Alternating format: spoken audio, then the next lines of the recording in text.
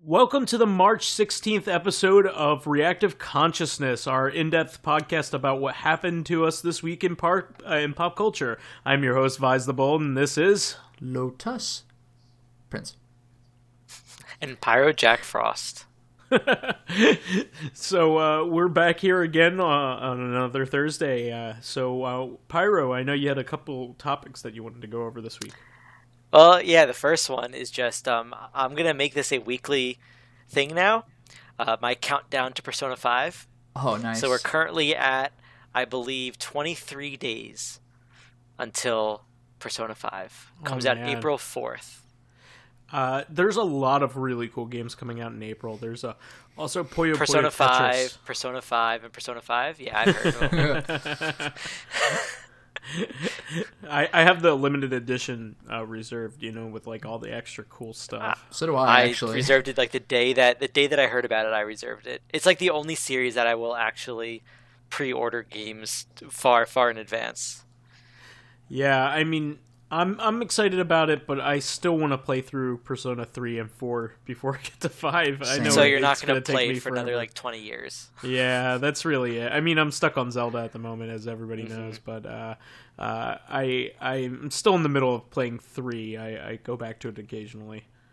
I really like it, but it's I love those games, and it's just I feel like they ooze with style, and the gameplay is always great. It's like I've grown out of turn-based games. I've noticed. I really like action RPGs a lot more, but I just so enjoy the combat of the Persona series because it feels a lot more tactical. Like, I'm not a huge tactical RPG fan. Like, I don't like the grid systems with micromanaging your teams and whatever, but there's a lot more tactics involved in Persona because while some games the enemies have weaknesses and strengths in terms of elements, in the Persona games and the Mega 10 games in general, that's a core of the system, is knowing your opponent's weaknesses and hitting them. Yeah, you can't just hit A and hope for the best and plow through a bunch of enemies. You can't do that in this game. Yeah, I love those games, and I'm completely looking forward to it. I actually, and I hope no one that I know listens to this that will say anything about it, but there's a good chance that I might be sick the day after it comes out. I was very tempted to take off on the day after, or the day of the Switch release, because I had gone to the midnight release, and but everybody knew that I was going to go pick it up, so I was gushing about it at work, so there was no way I would have been able to pull that off. Yeah, no way to get away with it. I don't think I've never had the impetus to take off of work for releases, but the most hyped I've ever been for a particular game's release was, I would say one of three things. Resident Evil 4, original GameCube release, Twilight Princess, because it kept getting pushed back, so I kind of got more and more antsy, and the only one that I actually got up really early in the morning to like run over to the mall like as it opened for was Soul Calibur 2, because Soul Calibur 1 freaking blew me away, and I'm like, 2 for a system I have, oh my god. So that was as crazy as it got for me. I actually didn't go to class for an entire week because of Resident Evil 4. Wow. Resident Evil 4 was nuts. I mean, I didn't skip class, but like the moment I got home, and this is back when it was only like, I mean, this was high school, so I think at this point I was past the point where I had to like ask my parents if I could play video games, on their TV or whatever, but like I was jumping on that so fast. Like, it was ridiculous. Yeah, I can't think of any other games that I'm pretty sure there were games that I did that for. I think when Diablo 3 came out, I didn't take the next day off work, but I know I played it like all weekend. Yeah. Like both days I didn't do anything but play Diablo 3. I know there are probably other games that I've really looked forward to, but I feel like 5 is the first game that I felt like that in a long time. And it's funny because I have a friend who speaks Japanese and he has Persona 5, and I was over at his house when he was playing it, and I really wanted to play. Like, he actually gave it to me, and I was playing it, and I had to tell him, like, you got to take this away from me, because even though I don't know what's going on, I will play this game for the next 20 hours. That's amazing. I mean, I can't wait to hear you talk about it, because you know the series so well. So I value your opinion when it comes to Mega 10 games. It's going to have to be like a whole Reactive Consciousness episode, because I'll have to talk about it for like 45 minutes to an hour. Hey, I'm okay with that. It's fair payback for my Isaac bullshit that never ends. I'm very much okay with it, because I'm sure you aren't the only person, in that is part of Corrective Consciousness that will enjoy hearing about that. I mean, plenty of our fans, I'm sure, are Mega 10 fans, or at least want to hear about what makes this series so good. And I mean, Persona 5 has like potential to be probably the best game in the series, right? It's funny you say that, because I want to say yes, but also it feels like every single Persona that comes out, people say that. Yeah. Which is great, because it means that they keep making better and better games. From what I hear, 4 is tough to beat. Yeah, they keep improving upon what works already. Like, 1 was never a big game. Like, no one really heard about 1 because it was such a niche. Like, the Mega 10 series was such a niche series at that point in time. Mm-hmm. 2 was very similar, but it became more mainstream. Like, I actually saw that in GameStops, and I heard about it in other places.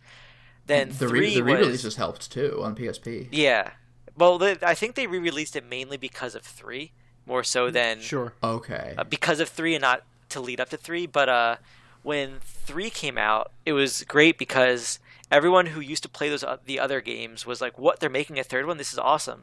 But also, it was now mainstream enough that people who might have never played one of these games before started playing it. Yeah, 3 was I think the first one I'd heard of. Well, 3 was the first game that had mainstream success, but there was like a lot of underground buzz because Nocturne had been a cult favorite. And then, what was it? Digital Devil Saga was shortly after Nocturne, and people loved that one because it was very much an easier Mega 10 game. It was still an RPG. You ate demons instead of collecting them, and they gave you the ability to buy skills that you could equip on your characters. So that was a little bit different, but it still had the same battle system in terms of going for weaknesses. Wait, which was the particularly hard SMT game? Was it like Devil Summoner? Nocturne's really hard. Nocturne probably is the one. Because that Nocturne, I know that I wasn't a huge Mega 10 fan, really, I'll admit, until Digital Devil Saga and after Nocturne. Because what happened was I played Persona 2, and I really enjoyed that. I liked the whole idea with like the demons, which are different creatures from mythology. And that's why I think I bought Nocturne. But then I played it the first time, and I did not get far in it because I'm like, this is way too hard. I can't do it. But then I started over again and actually concentrated a little bit more on my team and not just because it's a hard game. You really need to concentrate on your team and their abilities and making a very balanced skill, like all your skills being balanced. But then I played it that second time and got through the whole game and like decimated it, and that's really when I got into it. But that was definitely a hard game. Featuring Dante from Devil May Cry. Yes. I mean, one of the things was that games in that series had been released before. You had, you had Persona 1, Persona 2, and you also had like a few of the spin-offs. Like you had one of the Revelations. Revelations was Persona 1. No, but there was also another Revelations game for the Game Boy Color that came out in the United States. It was called Last Bible, I think, in Japan. It's a Mega 10 game. I just forget the US. There's a whole bunch of games in the Mega 10 family. So yeah, I mean, you have Jack Brothers, of course. Yes, for the Virtual Boy. Great. There's you have the Xbox original release that never made it out of Japan. It didn't get really mainstream until Persona 3, which is good, but there were also lots of flaws to it because I didn't like the random dungeons that much. Well, I didn't mind the random dungeons, but I didn't like the fact that the dungeons were basically just this one tower that you're just climbing up. It didn't seem like there was much to it, but the characters were great, and that's really what added to it. And then 3, they actually made a much better compelling story, I think. The voice acting in 3 is really great too. Mm-hmm. I really enjoyed that. And in 4, the dungeons were at least themed better to the characters that they were part of.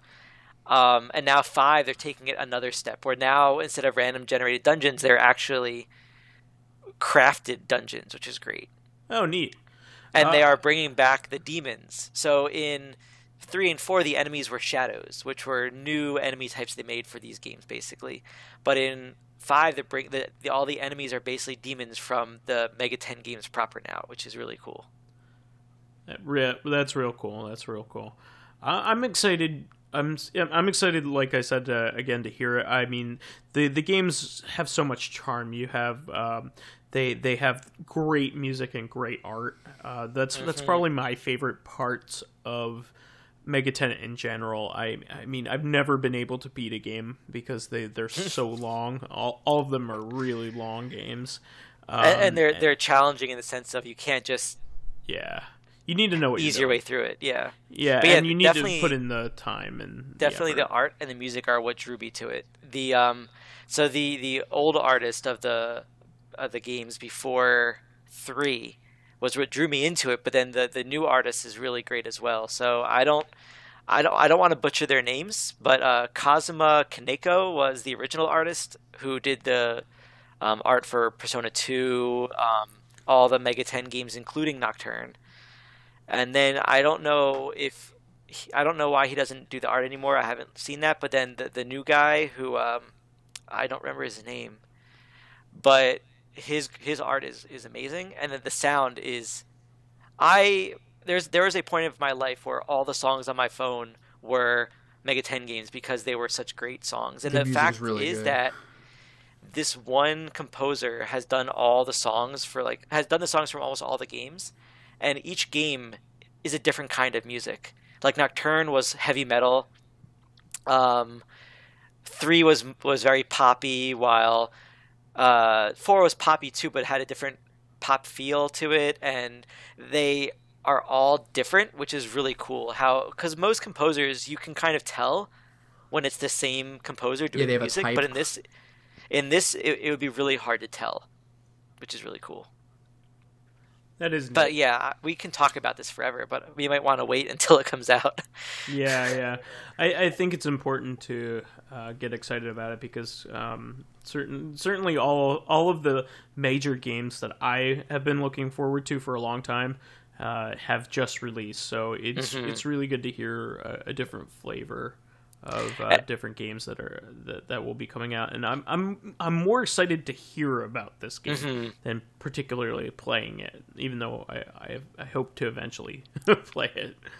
It's actually really funny because about how interested I am in playing it. Originally, the release date was for February 14th. Yeah, they have a Valentine's Day gimmick with the pre-order. There was a joke for a while that's what I would be doing on Valentine's Day. That's pretty awesome. But it's good that it's not out on Valentine's Day because I had a great Valentine's Day, and now I know that I'm going to be spending forever playing that game. So, because even like 4, I spent like 200 hours playing 4. Oh damn! In like two playthroughs, I think. So, yeah, this is going to be a long game, and it's going to be a great game. So the other things that I wanted to talk about are 2 other games that I just found out about kind of this week that seemed really cool. So the first one's actually a board game, kind of.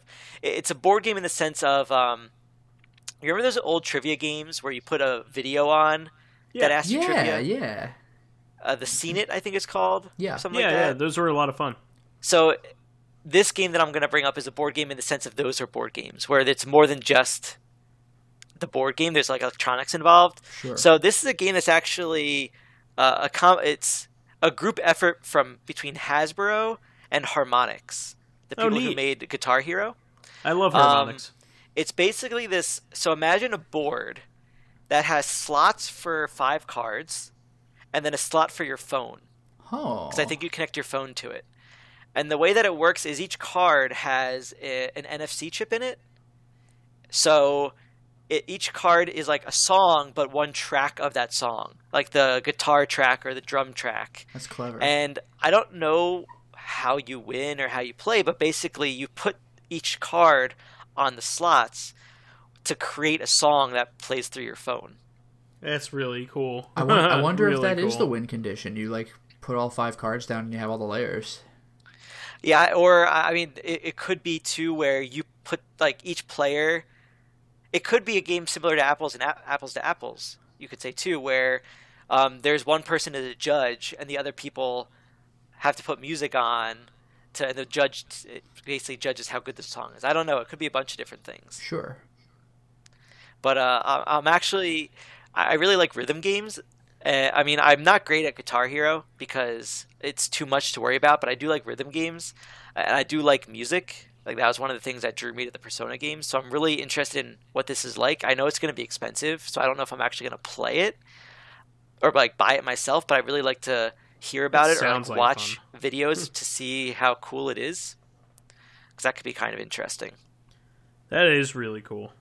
I can't wait to see what that's like, because Harmonix, I can't honestly think of a bad game that they've made. They've made games that haven't been successful, but not because they've been poor, but because of certain market forces and things like that. They always come out with something new and cool. Yeah, they have really interesting ideas with music games. Yeah, I even have the shmup that they made. I think they made a shmup. Yeah, it's called A City Sleeps. Huh. It's on Steam. Let me double check that. But it's like a music based like bullet hell almost. Clever. It's a lot of fun, and it's a game that barely anybody played.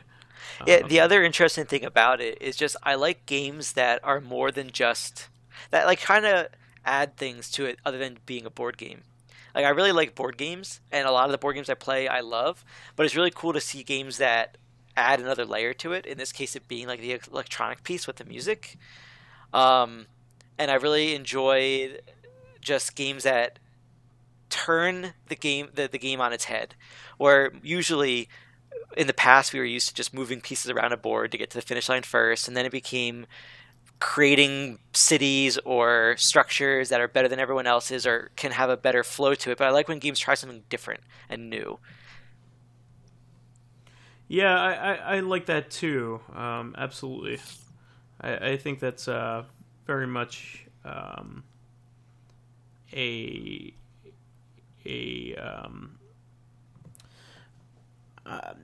something to look forward to when somebody can come up with a new concept on like an old idea like that. So I'm pretty excited. To see what they come up with there. Yeah, the other game that I saw that seems really cool is called Kingsway. It's actually going to be a game on Steam. It's an RPG, but again, it's not like what you expect. It's an RPG where Kingsway is actually the operating system. Huh. So monsters are pop-ups. Your inventory is like a folder system. That's clever. And the map is a GPS. So you can rearrange it however you want. And you have to basically close the pop-ups to kill the enemies. It's going to probably be more than that, but it just seems like a really interesting idea how it's taking a usual RPG idea but making it something different that we're not used to. So I'm wondering what else they're going to do. Like, what other parts of the computer they can make part of an RPG. So you have like your folder system, you have your GPS, so you cool. have pop-ups. I'm pretty sure they're going to have the internet, like a web browser, be part of it too. Oh, your quests are emails. That's another thing. So it's Wow. a really interesting idea. I think it That comes sounds out, like fun. if not the end of this month, then sometime next month. So it might be something that I just pick up and try out for a little while. But it seems like a really cool idea. I wonder if it makes you feel like a hacker. I don't think so, because I think it's just windows that you can adjust the size of and you move things around. I don't know if you actually hack, unless that's like another layer of the game, which would be kind of interesting if you could then open up a command prompt and like mess with the game itself. That'd be kind of cool. Yeah, I think that would be a lot of fun. I think that would be. I like stuff like that. I like an unusual take on an old idea. I think that that's right up my alley. I love fake user interfaces in games. That's Pony like Island. Yeah. Pony Island. Oh man, we should do an LP of Pony Island. We really should. Sure. That game's amazing. Yeah, and we can get that over with in an afternoon doing that LP. Absolutely. So, but it's worth it, and I think our fans would certainly like that game because it goes, it's avant-garde in just the right ways, and kind of creepy in just like the ways that a lot of the other games that we like to play is. Yeah. So, did you have anything else you wanted to go with and talk about as far as games? No, I mean those are the two big things. Two cool games that I saw, and Persona 5. That was about all I wanted to cover. Okay, well, I wanted to take this last segment this week and talk about the X-Men cinematic universe. So this includes all of the it's probably the oldest superhero franchise at this rate. I think all the other ones have kind of ended, right? All of them have kind of it's the only one to survive in the early 2000s. That is true. So, there are other superheroes themselves who persist, like Spider-Man, but like Spider-Man Homecoming is not the same Spider-Man as like the Sam Raimi Spider-Man. But the X-Men, in fact, have it's been going to be the consistent. third incarnation in the same amount of time. Yeah, and the X-Men have remained really, really consistent. Actually, there are some movies that are considered non-canon, but they've never had to reboot. They did a soft reboot though when you think about it, because like they had the original 3, Yeah, and then they had First Class. Like the second and third one didn't do that great. Wait, the second one was awesome. The third one the second one was good. The third one was was a shit show. And then they made the new ones, but then they found a way to connect it to the old ones to kind of make it part of the universe. So it wasn't necessarily that it's continuing. They kind of fair enough, I guess. ham-fisted it in there to make it. They're now the oldest cinematic universe because they were able to do that. Yeah, I'm behind on this one too. I've seen the original trilogy, Origins, and First Class. I think same here. And like I don't know if you would actually count Deadpool, but like otherwise that's it. Deadpool is kind of one. Yeah, so I guess those are the same ones that I've seen. But yeah, that's it. I haven't touched Apocalypse or Future Past or Logan or anything else. So my history with it is that I love comic books and I love the character Wolverine and I love the X-Men in general. And when the original X-Men movie came out, I actually really liked it. It was kind of like in that era where it was unusual to see decent superhero movies. It's kind of hard to imagine that kind of world now, because we've had good, like great superhero movies for a while now. And in fact, they're probably they're the biggest money earners when it comes to movies every single year. People love them, and they've been making great ones. I mean, their quality is still really high for the most part. I mean, DC really still can't get their shit together, but the Marvel ones. Oh no, go ahead. Great. Sorry. Yeah, no, go ahead.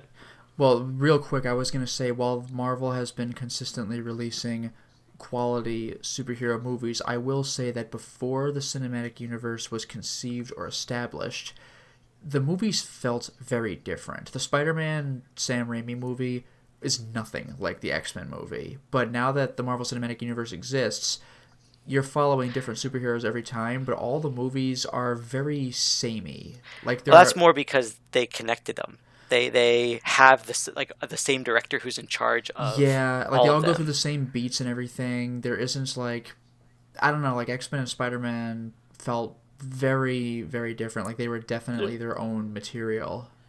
The Marvel ones are certainly unified. With the Well, that's exception also because X-Men and Spider-Man are two different companies too. That's a good point. Actually, I think X-Men and Spider-Man are both. No, X-Men was Fox and Spider-Man was Sony, right? Mm-hmm. So okay, yeah. So you're right in saying that. And Universal had Hulk.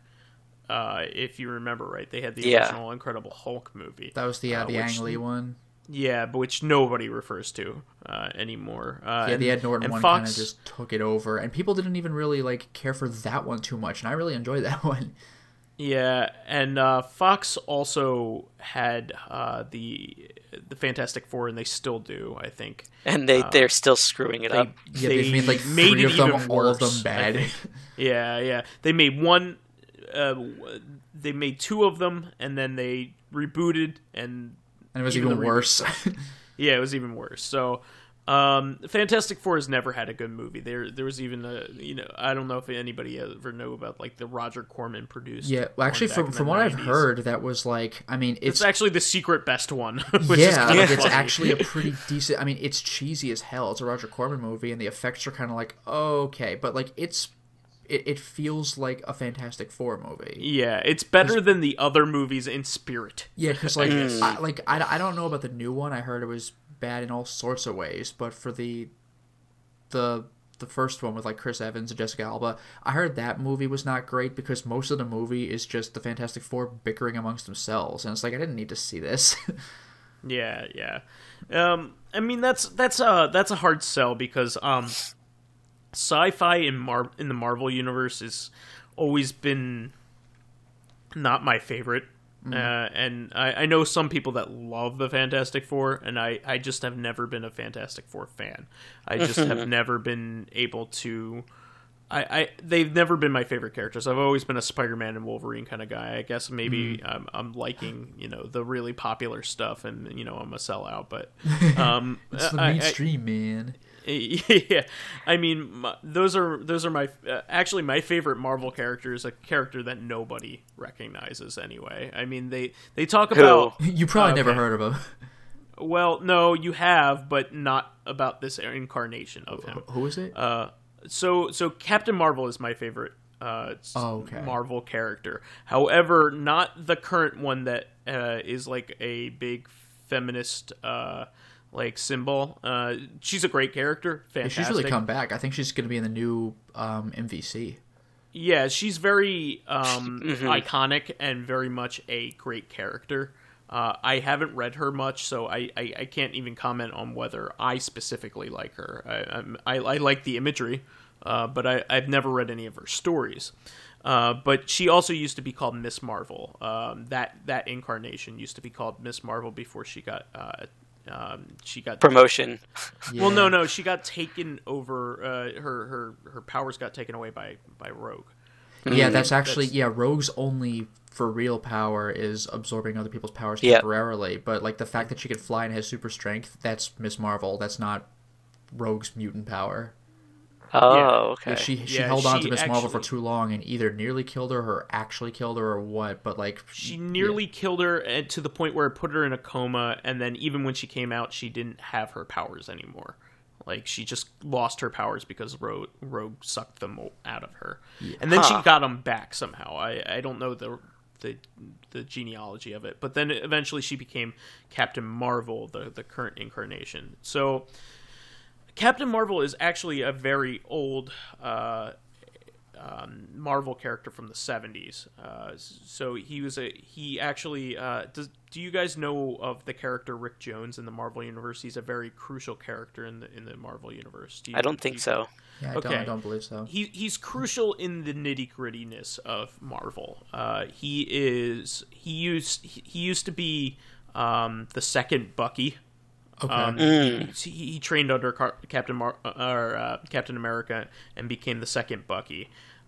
He was the Incredible Hulk's sidekick is actually his first comic book appearance is the Incredible Hulk #1, or the first appearance of the Incredible Hulk. Oh wow! He is actually the reason why Bruce Banner is the Incredible Hulk. Oh, that's amazing. So he's the kid playing the harmonica in the car that Bruce Banner goes to try to save during the Gamma Blast in the beginning of the Incredible Hulk comic book series.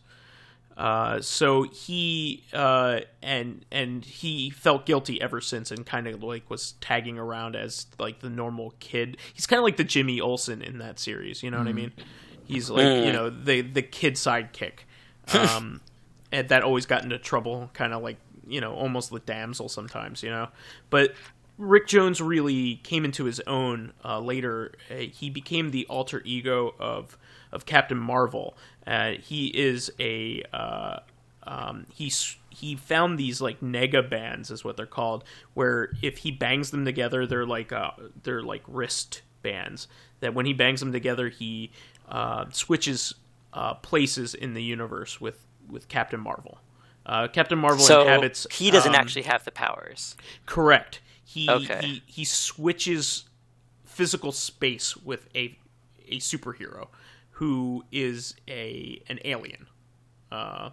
So he's a great superhero and all, but also had one of the very first real and mature tragic deaths in Marvel's comic books. He actually has this special where he dies of cancer.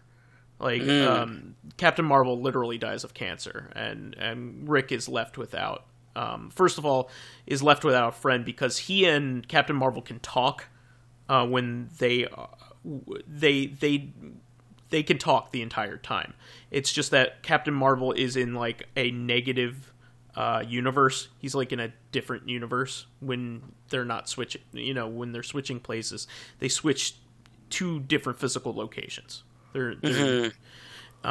He's like in this like alternate universe, and so he dies. And later on, there is his son. He's like a clone of Captain Marvel. Comes back and becomes a vital part of the Marvel timeline. His name is Genus Vell, and so he becomes the new Captain Marvel after that.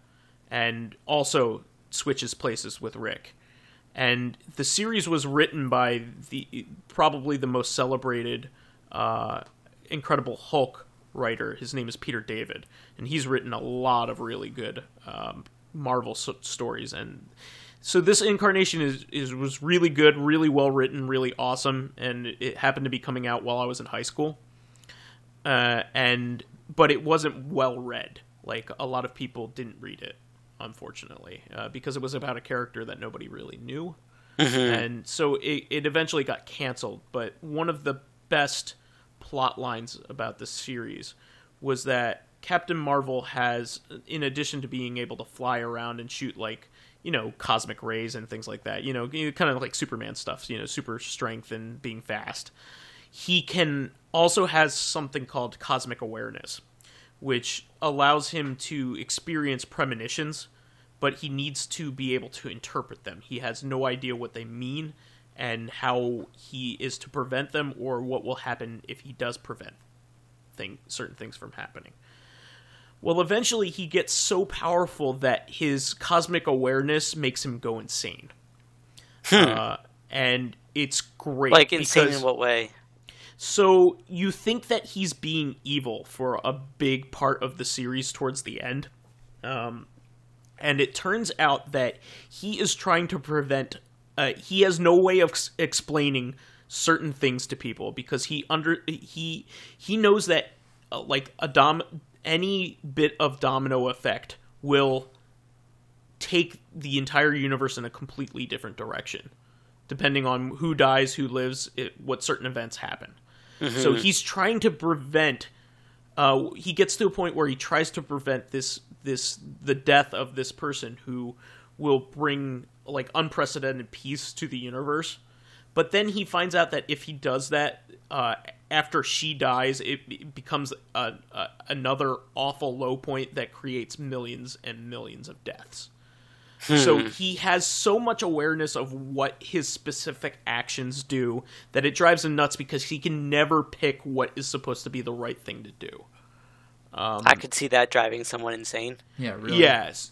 So people think that so he goes around and he kills people like seemingly random, but he's really trying to make the universe go in a way in which it ends up better. But the small things are really hard to distinguish. Like he's killing like random people, so they think he's like a mass murderer, and he's really just trying to prevent massive deaths, kind of like in The Watchmen.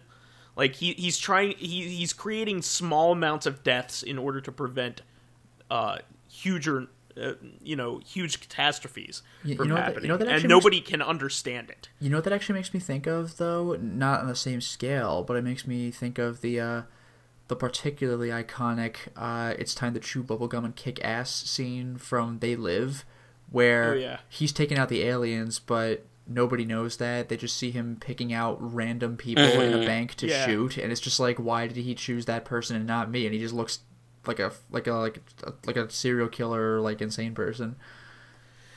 So yeah, that series was extremely well written, and he's my favorite Marvel character because of how well written it was. And in fact, when I got rid of a lot of my comics, I kept a lot of those because I don't think a lot of them are trades because it's not popular. But it's something I specifically caught and I love, and I will. I really encourage a lot of people to read it because Peter David is I'm not getting this from nowhere. Peter David is very well respected in other series that he writes that other people do read. So it's just surprising that this never got the kind of love that it deserves. But anyway, back to X-Men. Getting back to X-Men, I had given up after X-Men 1 it hasn't aged well. It's good, but it hasn't aged well. There's some goofy shit about it, right? I could see that, yeah. But the second one is great. Yes. Fantastic movie. Yes. Really, really good. The third one is one of the worst superhero movies I've ever seen in my life. That's one of the very few. Normally, I have a pretty decent sense of when I'm watching a movie. Like, I don't go to movies thinking maybe I'll like it. You know, like it is extremely rare for me to be dissatisfied, like in the theater. Like sometimes I'll walk out of a movie and a few days later I'll be like, yeah, I guess it turns out it really wasn't that good. But it is very rare for me to be like, leave a bad taste in my mouth right now. Like I can only really think of like X-Men 3 and Star Wars Episode 2. Spider-Man 3. No, Spider-Man 3 was one of those movies I kind of realized was bad later. Like I enjoyed it. I enjoyed it in the moment, except for the stupid jazz dance scene. But like, I was okay with the movie while I was watching it, and later I was like, yeah, that wasn't good. But like, X-Men 3 and Star Wars Episode 2, I was just like, god damn it, like in the theater. Yeah, no, well, I'm the same way, but on top of that, Spider-Man 3, I was like, wow, fuck this movie. And I love Spider-Man, I love Venom, and I love Sam Raimi. So I'm just sitting there like, how can all of these things I like shit the bed so too hard? much of a good thing? Well, because Venom was tacked in for apparent audience appeal, so if he felt like he was superfluous, it's because he was. Although, surprisingly, even though Eddie Brock is a freaking giant, I actually bought Tobey Maguire as Eddie Brock. Oh, you mean not Tobey Maguire, Topher Grace. Excuse me, Tobey Maguire, Spider-Man himself. Yeah, Grace. I actually bought Topher Grace. I didn't think I would, but I did. See, I think Topher Grace is a great choice because he's very similar to Tobey Maguire in mannerisms and looks. No, he is, but I mean, like, canonically, Eddie Brock is a big guy, and he, like, lifts weights, like, constantly. He's a big muscly dude. Like, if Peter Parker, like, were not Spider-Man, Eddie Brock would freaking, if he had bronze murder him if he felt like it. What? If he had bronze instead of brains. Yeah. But I just like Venom being the mirror image. Yeah. Like a Fun Harris mirror image version of Spider-Man. I kind of like that dynamic. So I think Topher Grace works well in that role. It's just that there's a common trend in a lot of these movies that if they shove too many storylines into one movie, they all suck. I mean, that's Batman versus Superman is exactly the same problem. They're trying to do Doomsday, but also have a Batman versus Superman movie where they establish a new Batman. He's a Batman that has never. This is a new Batman, right? He hasn't been introduced in a cinematic universe, so it's supposed to be a Superman sequel. It's also like the first Lex Luthor movie in this series, and it's Doomsday too on top of all of that. Like, Doomsday did not need to be in there at all. You could say that's why a lot of superhero movies fail, that because they don't give the characters enough time. Like Suicide Squad was, I heard, an okay movie. It did great in the box office, let's say, but that's because people want to go see a superhero movie. But the story itself was eh. What was the other one? The second new Spider-Man, I heard, was the Amazing same Spider-Man thing. 2. Many villains. In fact, from what I heard, there were villains brought in like the last second too. And it's like with Rhino. It's like, what? I would actually say that the first half of that movie is great, and the second half is awful. Okay. And I've never really experienced that in a movie before, where like the first half of the movie is genuinely great. There's some really good moments with Emma Stone in there, and like it had a good storyline up until that point, but then it gets really stupid once Harry becomes Green Goblin. It gets really dumb, like obnoxiously dumb. Not to mention, like, something as iconic as the whole Green Goblin Gwen Stacy thing. Like, all of this is like shoehorned into a freaking like Electro main plot. Like, that should be its own movie by itself. Electro didn't need to be in it. It should have just been a Green Goblin movie. But like, I was under the impression that it was an Electro movie, and then the Green Goblin just like happened. I am also under the impression that you can never bring Green Goblin successfully into live action without him being campy as shit. Well, I mean, even in the comics, though, I mean, his actions are terrifying, but the Green Goblin himself kind of is campy. Well, he's a cartoon character. He's supposed to be a cartoon character. Like, they actually pulled that off really well in the Sam Raimi. Like, honestly, my biggest problem with the Sam Raimi Green Goblin was the costume, because he looked too much like a Power Rangers villain. That's my problem with But his attitude was amazing. No, like, Willem Dafoe as him is perfect. And even in the very beginning, we'll meet again, Spider-Man. Like, that's such cheesy villain line. I was like, yes, there it is. The costume is bad, and that's my problem with it. Yeah. The attitude was fine. The delivery was fine. I mean, Willem Dafoe as the Green Goblin, that's a fantastic surprisingly choice. Good, yeah. But the entirety of his appearance in Amazing Spider-Man 2 is god-awful. But anyway, getting back to X-Men. So 3 was terrible, and then I watched, back in college, the leak of X-Men Origins. Oh, you mentioned that to me. Origins. And I was so upset by that movie, just by like its depiction of Deadpool was of course the major egregious thing. Everybody says that. Other than go ahead. Sorry, I've been interrupting a lot. Yeah. The depiction of Gambit is awful. I didn't mind that much. I was always a huge fan of Gambit, and I didn't necessarily mind Gambit. It was really the Deadpool thing and that other villain. Stryker?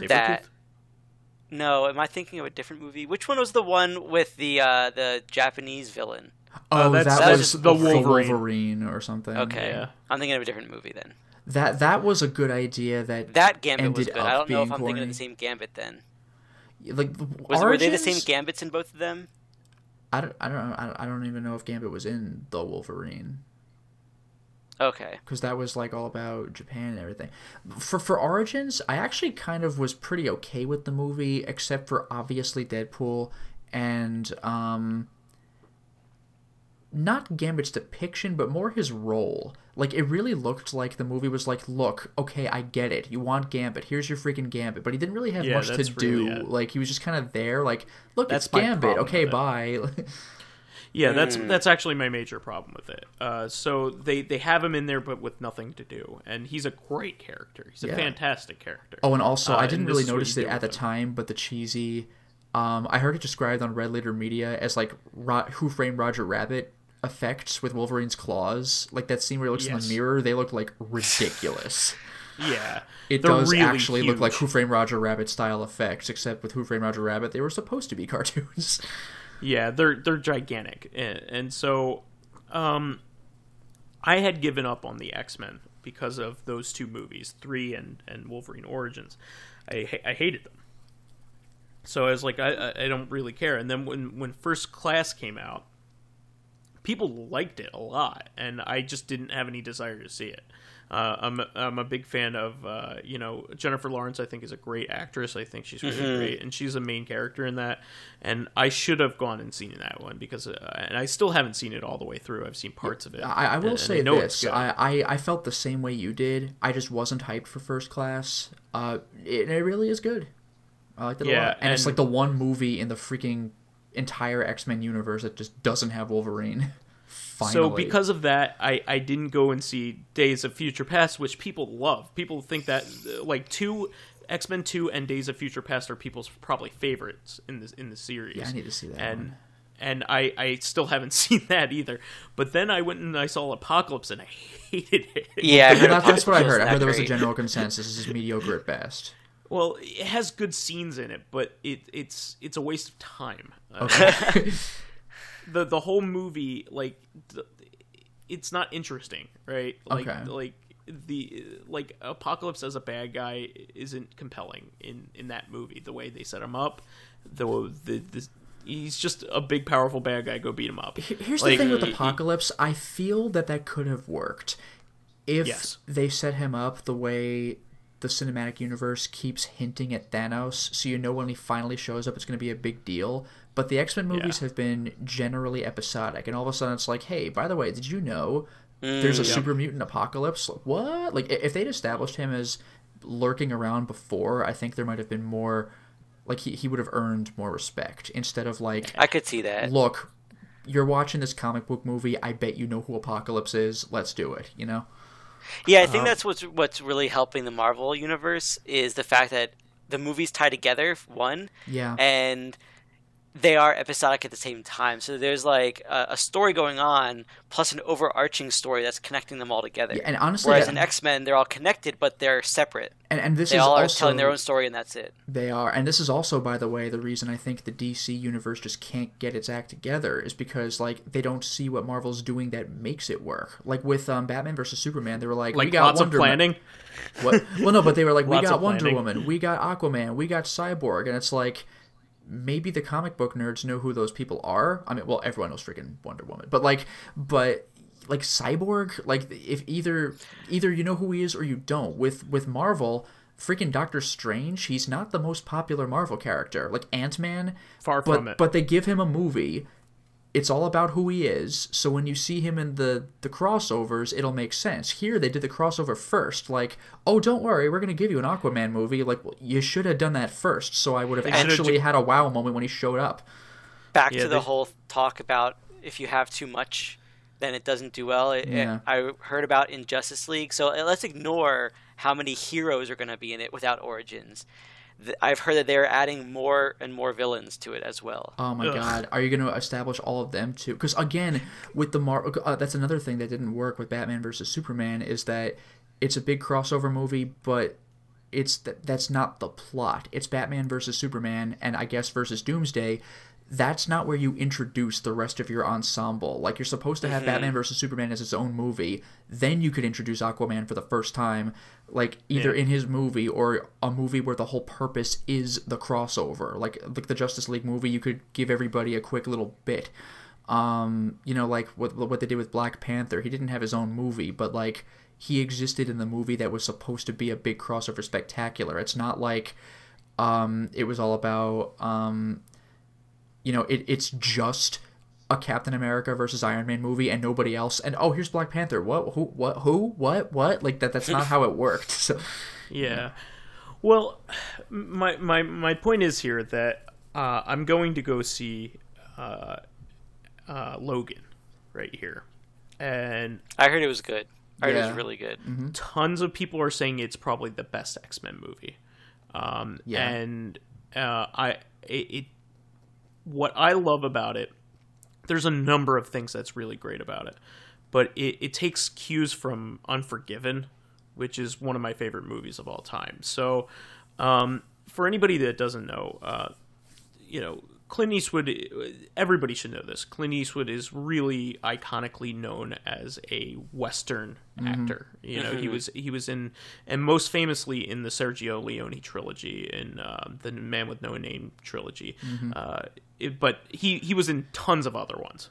It was because of these movies that he was in the other ones. And he happens to have no name in all those too. Yeah, well, most of them. Yeah. I mean, there's the outlaw Josie Wales. He's, of course, the outlaw Josie Wales. Fair enough. But yeah, I mean, he was in tons of other ones, but he was most famously in the Dollars trilogy, which is a Fistful of Dollars for a Few Dollars More, and The Good, the Bad, and the Ugly. With The Good, the Bad, and the Ugly being like the pinnacle of 70s and 60s westerns. I feel kind of bad because the only movie I've seen of his in full was High Plains Drifter, which was damn good. But, it's a good movie. That's all I got. It's not in the same No, it's not at all. It's its own movie. And it was great, but that's the only one I've seen. Oh, by the way, I haven't done a JoJo reference in a very long time, but Clint Eastwood's attitude, Araki has said specifically when he looks like a badass with his grimace and holds his gun right at the screen, like any of his movies, or like Dirty Harry style, that was the inspiration for Jotaro and his finger point from part 3. And even at the very end of the big Jotaro Dio fight, Jotaro has a line like, "If I were the star of a western, this is probably where I would tell you to draw right now." And they kind of just bring it back a little bit. So, what I'm getting at here is that Clint Eastwood made his directorial debut in this movie called Unforgiven. And Unforgiven is not specifically about his character of the man with no name. But it is kind of supposed to be a send-off to every Western character he ever played. Oh, wow. He is iconically supposed to be a retired version of the kinds of characters he used to play. He is retired and trying to make a normal farmer life in a Western. And they talk about his past, and they don't really elaborate on it very much. That all he was a badass, but his wife brought him to being a normal person, right? As he's trying to get away from being this force of vengeance, right? So it's kind of a fourth wall movie in that you don't really get all of the context, even though it's not a sequel to anything. It contextually sums up the actor's career as a type of character. And that kind of thing doesn't happen very often. It's more of a commentary on a person's specific acting roles as a type of actor and a type of character he used to play. And it is the last Western he was ever in. He hasn't been in a Western since then. He's been in other movies, plenty of other movies. He's a great director, but this was the first time he directed. And it is probably one of the best, other than The Good, the Bad, and the Ugly, probably one of the best Westerns ever made. It's really hard to say, because it's such a good commentary on the genre, his entire career and the type of characters. And Gene Hackman is a bad guy in it, and Gene Hackman is a great bad guy, especially in Westerns. He was also in Sam Raimi's The Quick and the Dead. He was great. The Quick and the Dead. He was such a piece of shit in that movie. He was love great. The Quick and the Dead. But anyway, Logan is very much takes cues from that, and it's it's also send-off. It's the Hugh Jackman send-off as being he's been the Wolverine for 20 character. years, if you think about it. He has. Yeah, and he's been. I've been growing tired of him as Wolverine, but I'm glad they could send him off. He is such a good Wolverine. Oh, speaking of which, I have not seen the movie, but one thing that I think you're gonna like, I've heard again, I think from Red Letter Media, you've probably noticed that every time he's played Wolverine, he's been stoic or angry, because that's Wolverine. But but apparently in Logan, he actually gets to Subdued. exercise his acting chops and be like, I mean, he's been acting before, but he gets to exercise his emotional acting chops, and we just haven't seen him do that with Wolverine almost ever. And apparently he really gets to let loose in Logan. I'm really excited to see this because it takes cues specifically from Unforgiven, but also is about Hugh Jackman and his role with the Wolverine. And everything about it, like it feels like a Western because of the setting. There's a lot of desert and tumbleweeds and that kind of thing, and desolate land, and even the type of revenge story that it appears to be. I'm really excited to watch this movie, and I can't wait to report on it next week. I'm a huge superhero fan. I'm a huge Wolverine fan, and this is hitting all of my buttons. I'm a huge movie fan. I'm a huge Western fan. I'm a huge Clint Eastwood fan. And I love Hugh Jackman in other movies other than these. So I think he's great in the role, but I'm glad that he was able to take the reins and do a last one that he wanted in the way he wanted. And it's also based off of a really great story called Old Man Logan in the comics that I only read a portion of. Not that it wasn't good, but it was written by Mark Millar, who wrote Wanted, Kick-Ass, like tons of movies. The Kingsman was based on Millar's story. I forgot about that too. He's made a lot of really great iconic movies. I love Kingsman. I can't wait for a sequel whenever that happens. Yeah, but it's coming out. Yeah, I can't wait. Best ending in that was superhero history. I had never seen anything that made me laugh that hard in a movie. I gotta say though, the way they dealt with the villain in the first Kick-Ass, like the big bad, that was goofy as hell and amazing at the same time. I actually like the comic book ending better. The movie was a great portrayal. The movie was a great portrayal, but the whole thing about Kick-Ass was that it was supposed to be, what if superheroes were real? How stupid would it be? Yeah. And how tough it would be for you even to beat one other guy up. Yeah. Like, as a normal person. Well, I actually really like when, again, the first movie, when Kick-Ass fought the, I forgot his name. Like, it was, like, the guy who plays the motherfucker in the second movie, but he's just, like, the son of the bad guy. I just love how both of them are just shit fighters, and they're bumbling around, and they both like stupidly knock each other out, and like that's not the final fight. That's how it would happen if two nerds were fighting in costumes. Yeah, that's what that was. Like Kick-Ass wasn't really trained. Like in 2 he was, but in 1 it's just like, I have sticks. Like, come at me. As much as I like the first movie, and I think it's a fun movie overall, I just think that ending where they have like a jetpack and a that was gun, the jet. I could take the rocket launcher, but the jetpack was what? It's too outlandish. Like the whole point of the series was that it was grounded in reality. Yeah. And how horrifying it would be if somebody cleaved somebody in twain with a sword. How gross is that? Like that's like, if you saw that, you would be throwing up. Yeah. Like like that's what happens in that. Or like if somebody comes out with a bunch of billy clubs to beat up like gangbangers, like that's so weird. Yeah. Like Streets of Rage, like that just happens in real life. Yeah, I mean, and they in a lot of ways, Super did that better. On film, even though Super is like, oh my god, he just like beat people with wrenches and it was like horrible, right? Exactly, he's a psychopath. Yeah. But my point is, I actually like the second Kick-Ass movie a lot. Some people don't like that movie at all. I still have to see it. I think the second one, it doubles down on its ridiculousness in a way that I very much appreciate. Okay. It gets so far away from the comic, but in the right direction. All right.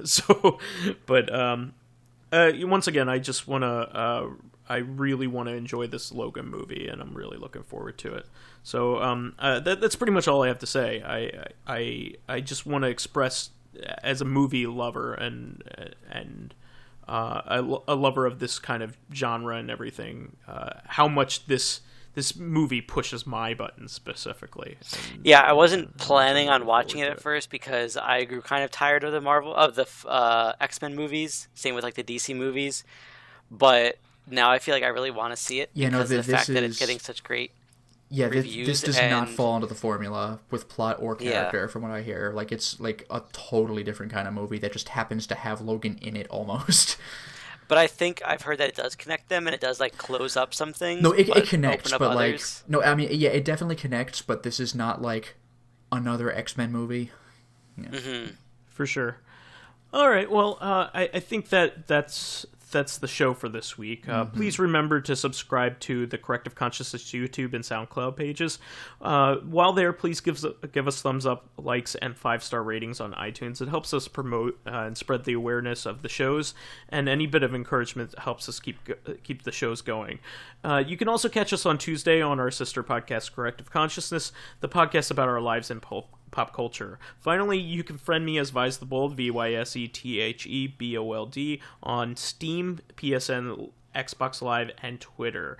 Guys, do your plugs. Well, you can follow my YouTube channel, Lotus Prince, and you can subscribe. You could follow me and communicate with me with simple messages on Twitter at Lotus Prince, all one word, LOTUSPRINCE. And again, with YouTube, you can either hit me up on the comments section or via its messaging system. You can find me if you look for me. Oh, there you are. All right, guys. Well, thanks for listening, and I will report back on my experience with the movie. Have a great week. Until next time, we'll everyone. See you on Tuesday. Bye, everybody. See you next Wednesday. Best movie ever. Yeah. See you next Tuesday. Yeah, next Tuesday for real. Until next time, everyone. Gotcha. Bye.